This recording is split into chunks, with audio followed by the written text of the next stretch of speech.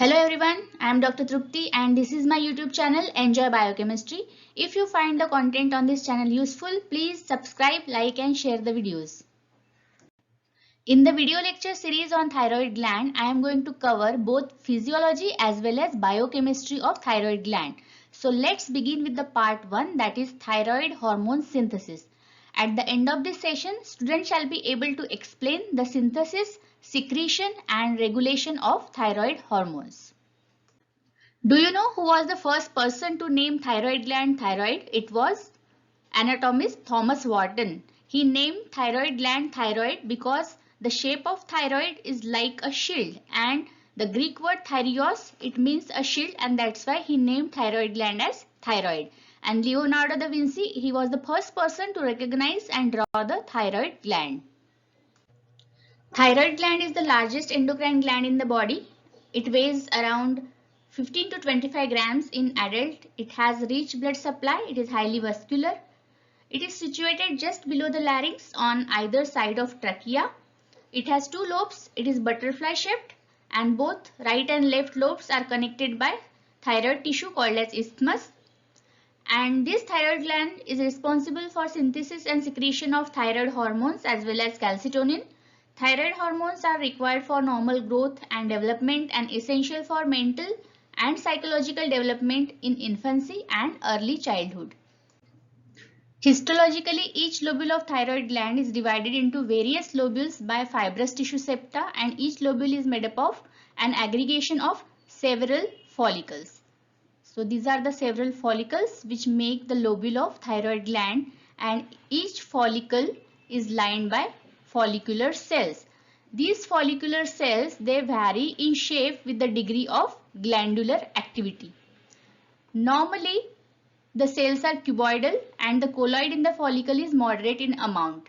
And with the high degree of activity, cell becomes columnar and flat when inactive. What are the functions of these follicular cells? They synthesize thyroglobulin. They collect iodide from the circulation and transport in the colloid of follicle, and they are also responsible for secretion of thyroid hormone. And at the center of this follicle, colloid is present. This is the homogeneous material that fills the cavity of each follicle. When stimulated, the follicles are depleted of colloid, and when unstimulated, the follicles accumulate colloid.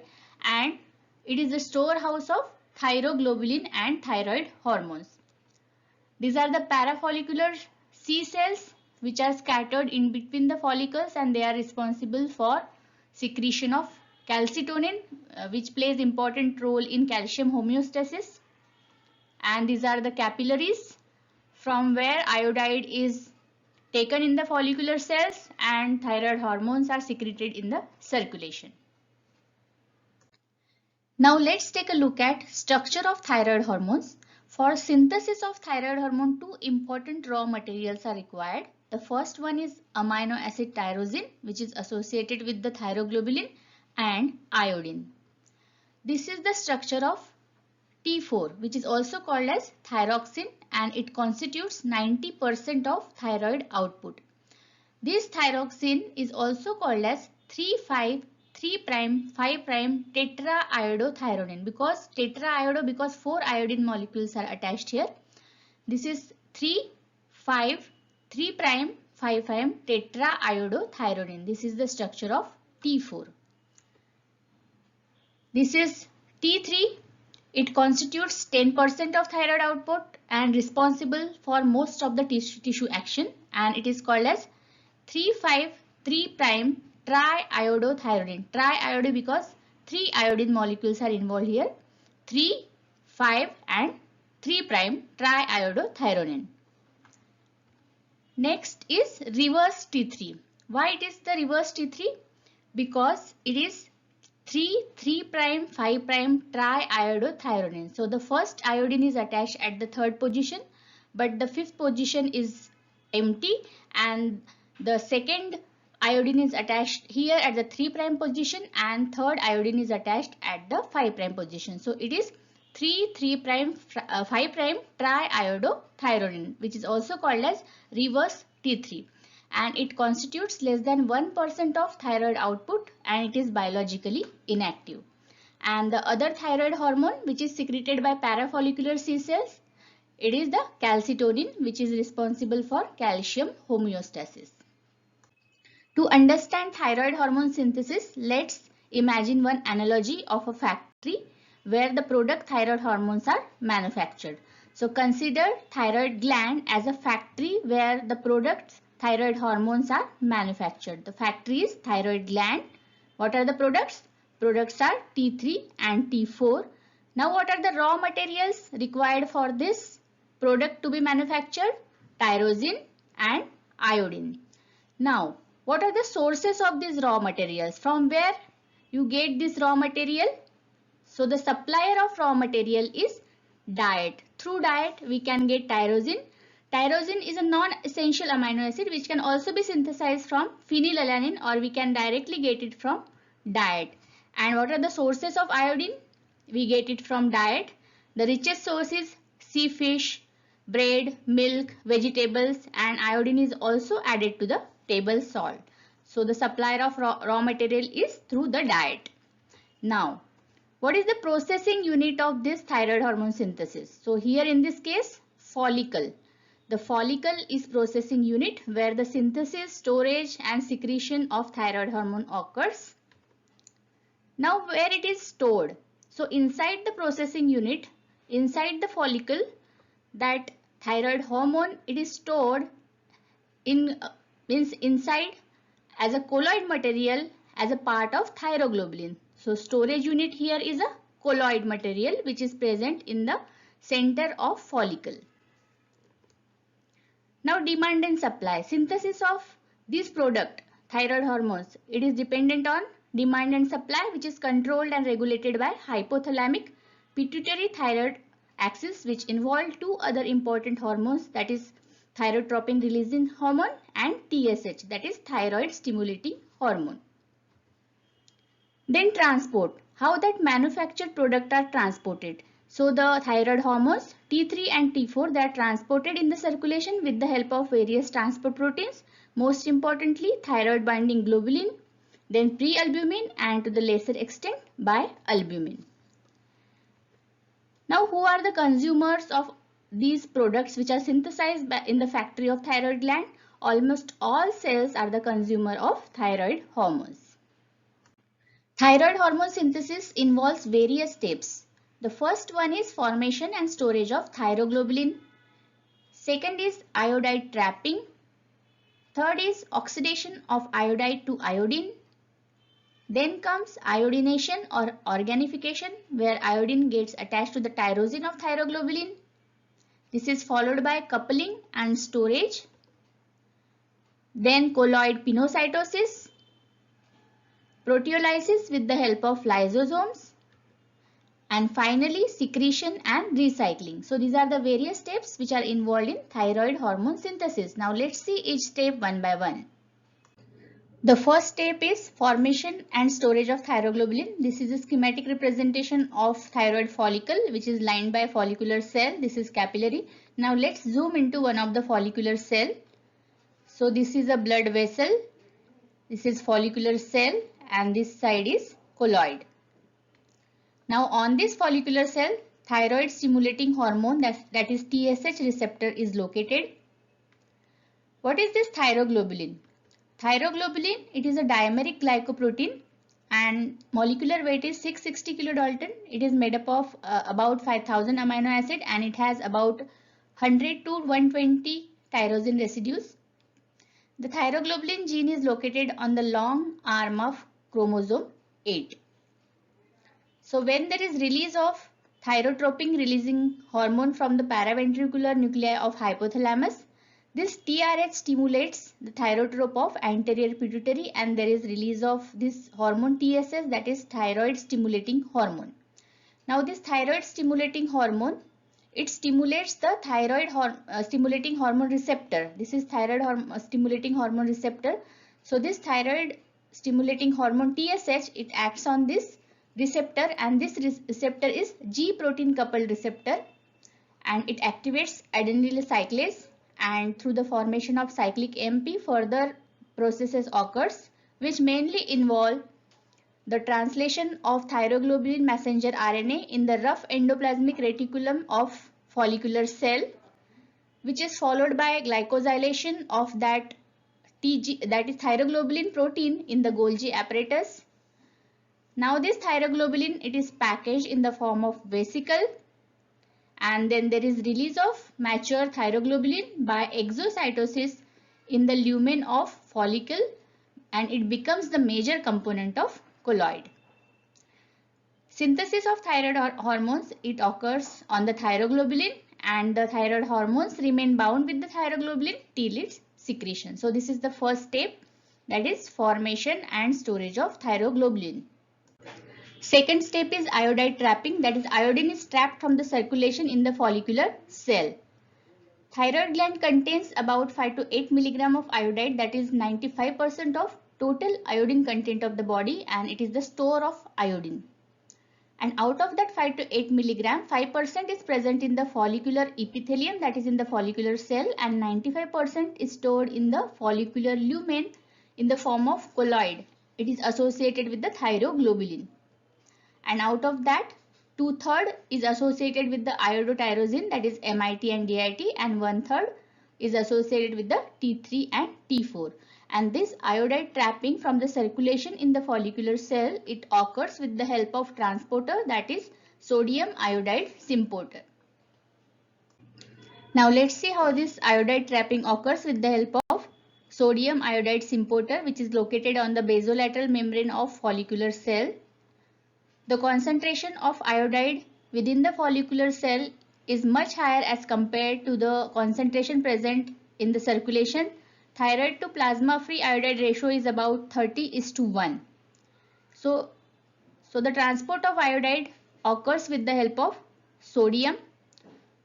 So the sodium iodide co-transporters, it co-transports one iodide with 2 sodium ions. So 2 sodium ions are transported inside the follicular cell along with 1 iodide. And this is the secondary active transport, and the energy is provided by sodium potassium ATPase, through which 3 sodium molecules are transported back into the circulation in exchange of 2 potassium ions. So this is the secondary active transport. TSH stimulates the uptake of iodide through the NIS, and thiocyanate perchlorate inhibits the iodide uptake. If there is mutation in the NIS gene, it leads to NIS deficiency, which is autosomal recessive condition, and it further leads to decreased iodide uptake, and it results in the condition called as congenital hypothyroidism. The third step is oxidation of iodide to iodine. The iodide, which is trapped from circulation in the follicular cell, it has to be transported in the colloid to get oxidized to iodine, and the transport of this iodide occurs through the pendrin. So what is this pendrin? It is nothing but chloride iodide exchanger. So diffusion of iodide in the colloid occurs with the help of pendrin. It is the anion exchanger. So iodide enters the colloid in exchange of chloride. Now the thyroid peroxidase enzyme is present on the apical membrane of follicular cell, which is responsible for oxidation of iodide to iodine. So this thyroid peroxidase, it oxidizes iodide to iodine, and this process also involves one more enzyme, that is NADPH oxidase, which is also located on the apical membrane. Now if there is mutation in the pendrin gene, it results in the pendred syndrome, and it leads to defective organification of iodine, goiter, and sensory neural deafness. So this is the third step, that is oxidation of iodide to iodine. The fourth step is iodination, which is also called as organification. In this step, iodine gets attached to the tyrosine of thyroglobulin molecule. So when one iodine gets attached to the tyrosine residue, there is formation of monoiodotyrosine, that is MIT. When 2 iodine gets attached to the tyrosine, it is called as diiodotyrosine, and it occurs with the help of enzyme thyroid peroxidase. So iodine binds with 10 to 12 tyrosine amino acid residues which are present on each thyroglobulin molecule. TPO catalyzes this process of iodination, which is also called as organification, and there is formation of MIT, that is monoiodotyrosine, when one iodine molecule is attached to the tyrosine, and diiodotyrosine when two iodine molecules are attached to tyrosine. The fifth step is coupling and storage. So when one MIT is coupled with DIT, it becomes T3. When DIT couples with DIT, it becomes T4. This is the structure of MIT, that is monoiodotyrosine, and this is the structure of diiodotyrosine, which has two iodine. So when one MIT and one DIT, they are linked, there is formation of T3, and when two DIT are linked together, there is formation of thyroxine. So approximately to the thyroglobulin molecule, T4, T3, DIT and MIT, they are present in the concentration of 35%, 7%, 33% and 23% respectively. And these thyroid hormones are associated with the thyroglobulin molecule till they are secreted. Sixth step is colloid pinocytosis, and this is the megalin receptor which is present on the apical membrane, and the iodinated thyroglobulin colloid droplet, it binds to this megalin receptor and it is taken inside the follicular cell by the process of pinocytosis or endocytosis. So this is how the colloid droplet is taken by the process of endocytosis inside the follicular cell. In the follicular cell, the colloid droplet fuses with the lysosome, and by the process of proteolysis, by the action of proteases, there is release of T3, T4 and DIT and MIT from the thyroglobulin molecule. So this is the seventh step, that is proteolysis. Seventh step is secretion and recycling. By the action of proteolysis by the enzymes proteases, T4 and T3 which is released from the colloid droplet, it is now secreted and diffused in the circulation, and DIT and MIT by the action of cytosolic deiodinase, there is release of iodide which is recycled and used up for the further synthesis of thyroid hormones. T4 and T3, they are transported in the circulation with the help of various transport proteins and more importantly thyroid binding globulin which is synthesized by the liver. So there are three important functions of thyroid cells, that is follicular cell. So first function is it trap iodide from the blood, and then it synthesize thyroglobulin molecule and secrete that thyroglobulin molecule into the colloid. Then it digests the colloid and free thyroid hormones from thyroglobulin molecules to secrete them into the circulation. So this is the seventh step, that is secretion and recycling. Transport of thyroid hormones takes place with the help of various transport protein. 99.97% of T4 is in the bound form while 0.03% of T4 is free. In case of T3, 99.7% is in the bound form and 0.3% is free form. 70% of T4 is bound to thyroid binding globulin, 20% is bound to prealbumin, that is transthyretin, and 10% to albumin. In case of T3, 45% is bound to TBG, less than 1% to prealbumin and about 55% to albumin. The free thyroid hormone levels correlate more closely with the thyroid status of the body, and that's why estimation of free T3 and T4 are true determinants of thyroid function than the bound form, because bound form concentration is dependent on the concentration of thyroid binding globulin. Now let's see some differences between T4 and T3. The synthesis of T4 from thyroid gland is more as compared to T3. T4 is more tightly bound to the plasma proteins as compared to T3. Less free form is available in case of T4 as compared to T3, where more free form is available. Half-life of T4 is more, that is about 4 to 7 days, and half-life of T3 is less, that is about 1 day. T4 is less active while T3 is more active. T4 has lower affinity for cell nucleus and T3 has higher affinity for cell nucleus. T4 is also called as prohormone because in the peripheral cells T4 is deiodinated to T3 and finally the action or physiological actions are exerted by the T3 only, and as this T4 is metabolically inert, it is also called as prohormone, and T3 is active hormone. Total plasma T4 is 8 microgram per deciliter and T3 is about 0.15 microgram per deciliter. Free T4 level is 2 nanogram per deciliter and free T3 is 0.3 nanogram per deciliter. But these values may differ as per the method and the kits. Metabolism and excretion of thyroid hormones occurs by three mechanisms: deiodination, decarboxylation and conjugation. So deiodination occurs with the help of enzyme deiodinase. There are three types of deiodinases: D1, D2 and D3. D1 is present in the liver, kidney, thyroid and pituitary. D2 is present in the skeletal muscle, brain, pituitary gland, placenta and brown fat.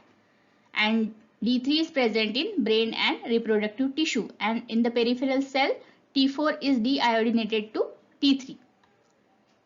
Decarboxylation leads to formation of tetraiodothyroacetic acid, that is tetrac, and triiodothyroacetic acid, triac. Conjugation with the glucuronic acid and thyroid hormones can be excreted through bile and urine by conjugation with glucuronic acid. Regulation of thyroid hormone synthesis occurs with the help of two important mechanisms. The first one is negative feedback mechanism through hypothalamus, anterior pituitary and thyroid gland axis, and this involves three important organs, that is hypothalamus, anterior pituitary and thyroid gland, and second is autoregulation of thyroid gland which depends on iodide uptake. So when there is stress or cold exposure or activation of other brain centers, there is release of thyrotropin releasing hormones from paraventricular nuclei of hypothalamus, and this release of TRH activates thyrotropes of anterior pituitary to secrete TSH, that is thyroid stimulating hormone. This thyroid stimulating hormone plays a very important role and it stimulates almost all steps of thyroid hormone synthesis. It increases blood supply to the thyroid gland, it increases size and number of the follicles, and this TSH acts through G protein coupled receptor, adenylyl cyclase and cyclic AMP. So when there is increase in the synthesis of TSH, it activates thyroid gland through various steps to form T3 and T4, and then these thyroid hormones, they act on the target cells throughout the body. So when there is increased T3 and T4 through the negative feedback mechanism, the levels of T3 and T4 are regulated. So T3 and T4 concentration can inhibit the TSH secretion from anterior pituitary. It occurs by feedback control by plasma T4 and T3 level and hypothalamic control of TSH. And levels of T3 and T4 can also regulate TRH level by negative feedback mechanism. So regulation involves importantly negative feedback mechanism through the hypothalamus, anterior pituitary thyroid gland axis and autoregulation of thyroid gland. Let's summarize the topic of thyroid hormone synthesis. This is schematic representation of blood vessel, follicular cell, and this is colloid. On this follicular cell, basolateral membrane TSH receptor is present, sodium iodide symporter is there. On the apical membrane, transporter, that is iodide chloride transporter pendrin is present. Thyroid peroxidase enzyme is important in the thyroid hormone synthesis, and megalin receptor is also there.